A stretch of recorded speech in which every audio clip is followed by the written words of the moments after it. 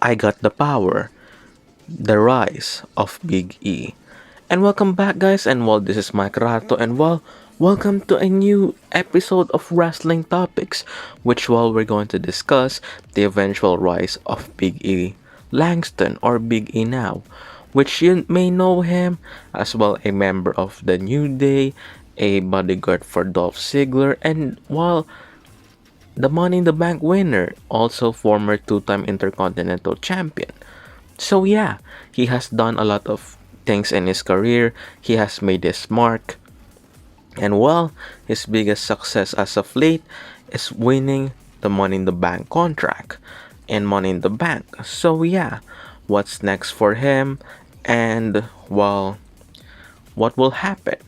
But first, before that, we're going to discuss what happened to his well let's summarize his career, shall we? Well, in 2013, Big E debuted in the main roster. By that time he is still the NXT champion, and he is working also in main roster before he dropped the title. He was also involved with Dolph Ziggler and AJ Lee. During those times, while he was this strong bodyguard, and while he was feuding also with Team Hell No, composed of Kane and Dale Bryan, which yeah, even though they lost at WrestleMania, Dolph Ziggler got his biggest moment on the day after that WrestleMania 29, which he cashed in his Money in the Bank contract. But yeah, because of this pop, Dolph Ziggler turned face, and then Piggy and AJ, later on, the trio got separated. AJ got her own Divas Championship later on, which she won through the division. Big E, later on, the two separated also. He was going through singles matches, tag team matches, and then later on found out also a success in the mid-card division by winning the Intercontinental Championship.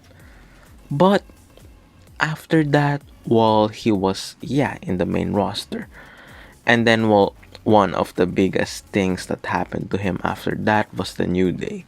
At first, they had been hated. I'm not sure why, but yeah, somehow they were booed.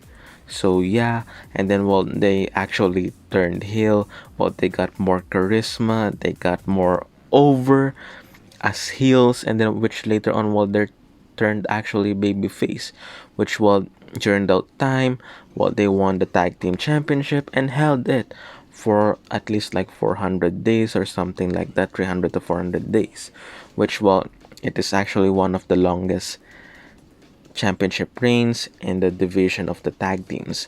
So yeah, also the New Day is one of the most memorable stables. WWE actually named them number one. I'm not sure if it's WWE or something like Pro Wrestling Company or Illustrated or whichever site actually named them as number one tag team or number one stable. So yeah, they have been competing in the tag team division, as we all know. And then you have him, Xavier Woods, and Kofi Kingston. For Kofi Kingston, he found his success in the WWE Championship reign in 2019, which of course we all know the story from the B plus player being called by Daniel Bryan, which ironically he is also a B plus player called also by the Authority before, and all of those stuff. And as for Big E and Xavier Woods, they are actually going to the tag team division still, despite of Kofi being the WWE champion. And yeah, I think there's a time which they were all champions. I forgot if that actually happens or not. Just correct me in the comment down section down below. So yeah, later on, the New Day actually separated. None of them actually turned the heel, but they got separated because they got separated on brands. Big E being on SmackDown and Kofi and Xavier going to Raw. Which Big E had his storylines with Sheamus, I think with Baron Corbin later on, and then while winning the tag team. Well, not the tag team, but the Intercontinental Championship from Sami Zayn, which marked his second Intercontinental Championship reign. And then, well, yeah, he had this title reign before he was defeated by, well, Apollo Crews. So now, what's next? Well, yeah, he's been competing on SmackDown, and while he competed in Money in the Bank, and he became the Mr. Money in the Bank, well, he is actually the current Mr. Money in the Bank. So, yeah. So, what are my thoughts about this?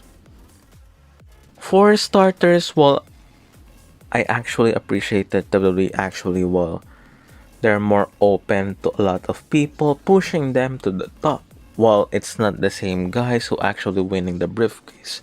While we see different people every year who won the briefcase, some of them are actually former world champions, some of them are actually, well, are over superstars who's been, well, cheered or booed by the time that they actually won the briefcase. For example, we have the guys like Edge, who is actually one of the most hated guys in 2005, and when he won the Money in the Bank briefcase, well, even though he had it for long, well, you had the suspense of when is he going to cash it in.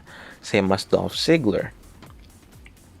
Both of them being these heels, and but yeah, they have this thesis also with Carmella. And well, despite of a lot of heels also winning this briefcase, you have Damon Sandow, The Miz. You have also guys like, well, who turned the heel during their cash in, like Randy Orton.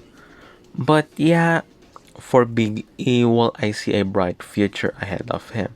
Though I don't want to get jinx in the future. So yeah, I hope there's a World Championship run or a Universal Championship run in the works for him.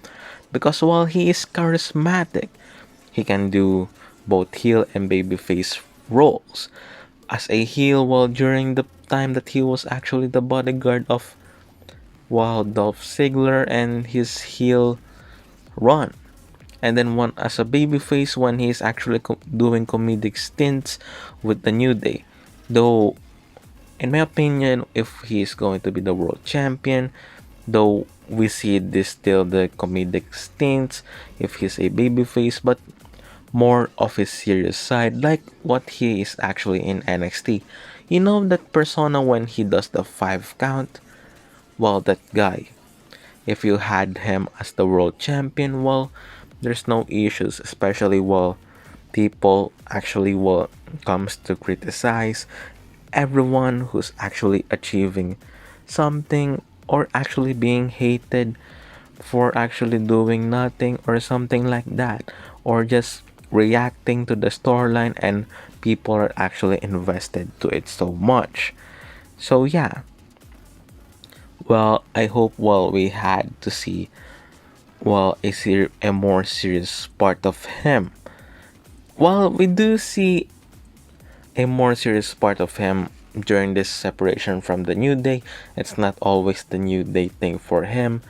But yeah, if you had insert more of his former persona as the 5 guy doing 5 counts, well, I think he's gonna be over as the world champion despite of him being a future heel or still remaining as a babyface during his time as world champion.